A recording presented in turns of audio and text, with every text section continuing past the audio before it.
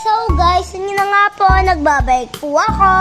Marunong na po ako magbike nang walang gulong sa may gilid. Yun po, naglalaro po ako hanggat sa mapagod at matulog na po ako.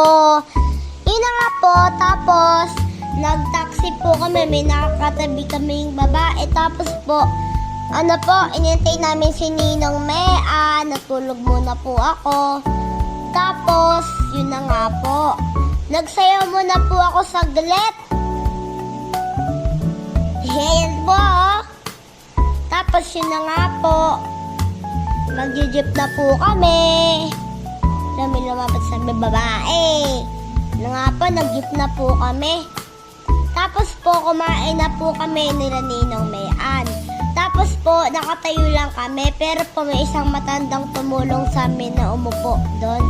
Tapos, naglalakad na po kami.